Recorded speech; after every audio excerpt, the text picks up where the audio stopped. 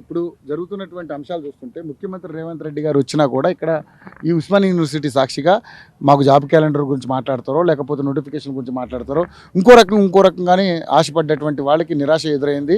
So నిన్న అంతా కూడా ముఖ్యమంత్రి వచ్చిన తర్వాత కానీ వెళ్ళిన తర్వాత కానీ ఇక్కడ చాలా రకాలుగా వాళ్ళ నిరసన అయితే వ్యక్తం చేయడం జరిగింది. ముందుగానే అరెస్టులు కూడా చేయడం జరిగింది. ఏంటి ఎలా చూస్తారు?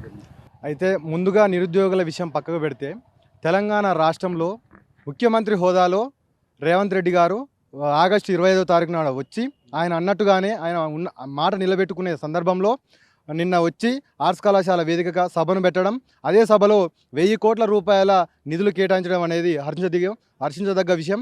దానిని మేము హర్షం వ్యక్తం చేస్తూనే అదేవిధంగా ఈ యొక్క ఆర్ట్స్ కళాశాల నిన్న జరిగినటువంటి సభకు కేవలం 50 మీటర్ల దూరంలో ఉన్నటువంటి ఈ యొక్క గ్రంథాలయంలో ఎన్నో వేల సంవత్సరాలుగా విద్యార్థి నిరుద్యోగులు వారి యొక్క ఉద్యోగాల కోసం వాళ్ళు ఎంతో తాపత్రయపడుతున్నటువంటి పరిస్థితి.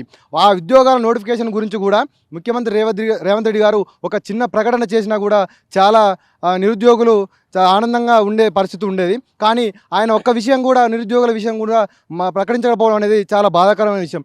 ఏదైతే మేనిఫెస్టోలో వాళ్ళు ప్రకటించినట్లుగా జాబ్ క్యాలెండర్ ఏదైతే ఉందో దాని గురించి ఇప్పటి వరకు కూడా ముఖ్యమంత్రి రేవంత్ రెడ్డి గారు ఒక్క మాట కూడా మాట్లాడలేదు. దాని గురించి కూడా ఆయన ఒక మాట మాట్లాడి ఉంటే బాగుండేది.